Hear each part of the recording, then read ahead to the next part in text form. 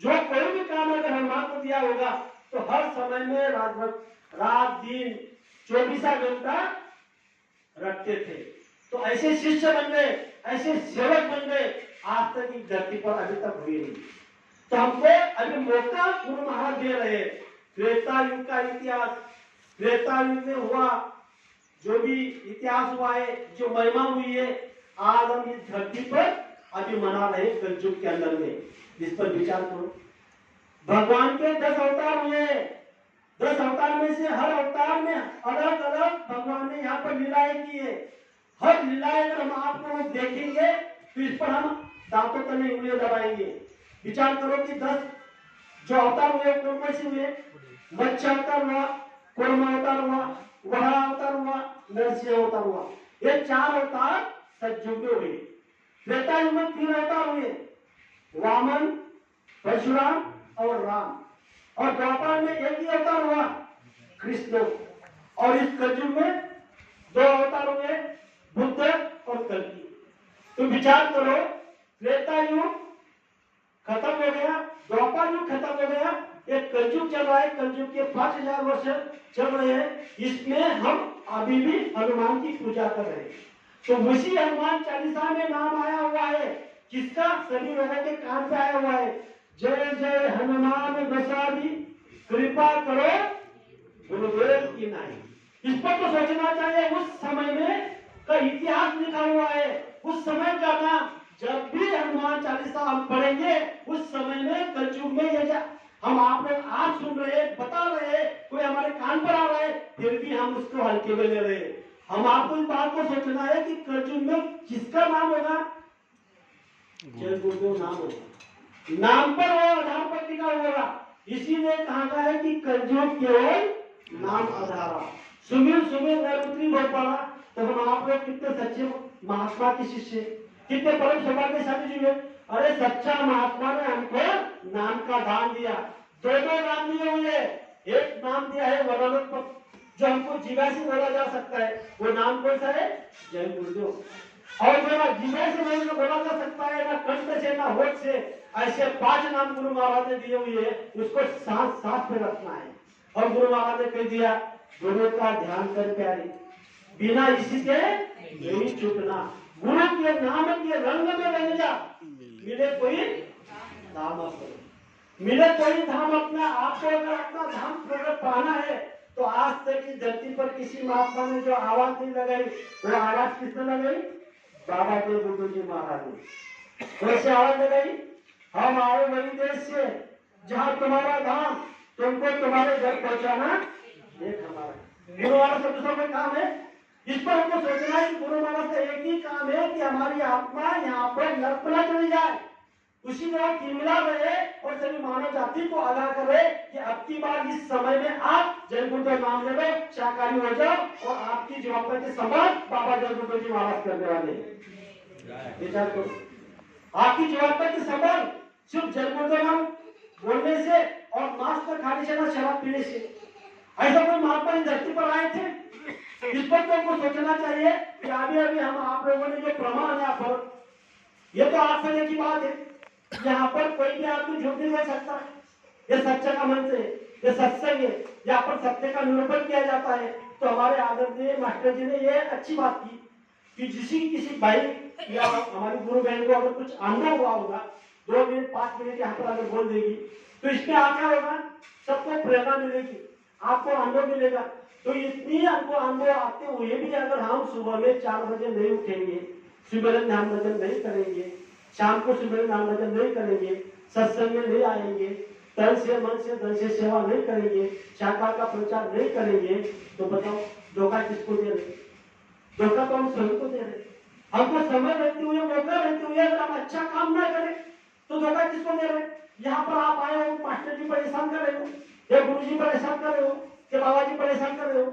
और ये तो आपको मौका दिया जा रहा है कि आपको कर्म काटने का मौका दिया जा रहा है, आपके कर्म नष्ट करने का मौका दिया जा रहा है, आपके अंदर से पुण्य कमाने के लिए मौका दिया जा रहा है। इसको तो आपको सोचना चाहिए। आपको पता है ऐसे समय में जब आप यहाँ आए हुए हो तो आपने कितना पुण्य आपने इकट्ठा कर लिया।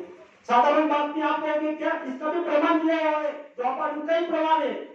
हम आप लोग इस बात को सोचते नहीं है कि हम आपको सोचना चाहिए कि इसका प्रमाण क्या है। तो यहाँ पर संत महात्मा ने कहा है, जब आप अपने घर से यहाँ पर चलकर आए हुए हैं तो यहाँ क्यों आए? यह तो गुरु को मिलने आए, किसी को मिलने आए नहीं। ये दरबार सच्चा है, दरबार में सच्चे सदगुरु के दुख दर्द मिटाए जाते हैं। दुनिया के सताए हुए यहाँ सीने से लगाए जाते हैं, यहाँ पर तो सीने से लगाए जाते हैं जो सताए लोग हैं। आज हर आदमी दुखी है, दुखी क्यों है? तो इस पर हम आपको गुरु महाराज कह रहे हैं कि आप खाली हाथ नहीं जाओगे, आप यहाँ आए हो। तो ये संत का स्वभाव है, स्वाभाविक गुण है। क्या स्वाभाविक गुण है? गुरु दरस को जाइए, तब ममता अभिमान एक एक पद आगे बढ़े, रोटी एक के समान। आप अपने घर से चलकर यहाँ पर आए हो, जाने आए अनजाने में आए हो, किसी ने बुलाया उसमें आए हो, या आपको कुछ काम नहीं होगा तब आए हो। लेकिन गुरु की दया के बगैर कोई आ नहीं सकता। गुरु की दया पूरे मानव जाति पर है।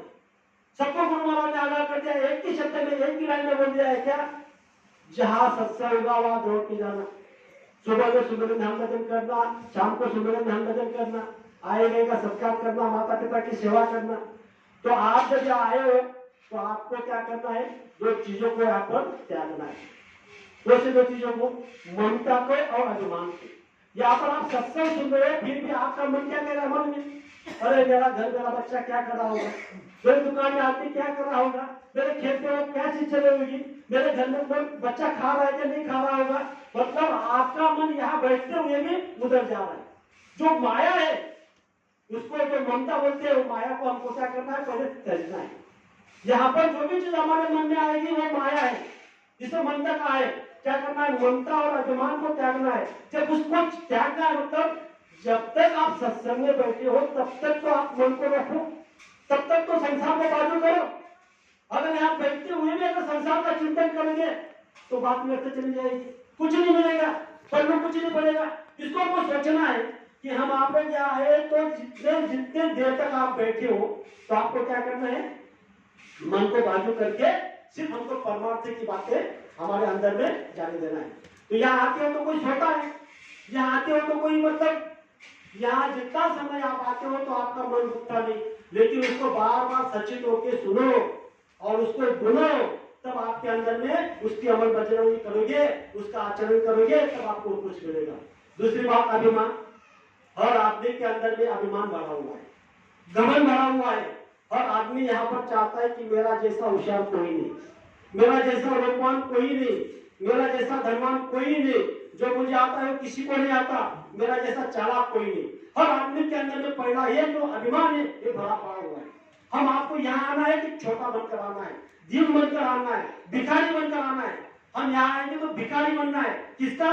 गुरु का भिखारी, गुरु का दर का भिखारी। हम आप लोग देखते हैं, जब तक आप गुरु का दर का भिखारी नहीं बनोगे तब तक आपके अंदर से अभिमान नहीं जाएगा। जब तक अपने अंदर से अभिमान नहीं जाएगा तो यहाँ पे हम कहते हैं कि हम बड़ी बड़ी गाड़ी में आते हैं, बड़ी बड़ी बंगलों में रहते हैं, मतलब इस पर हमको सोचना नहीं है।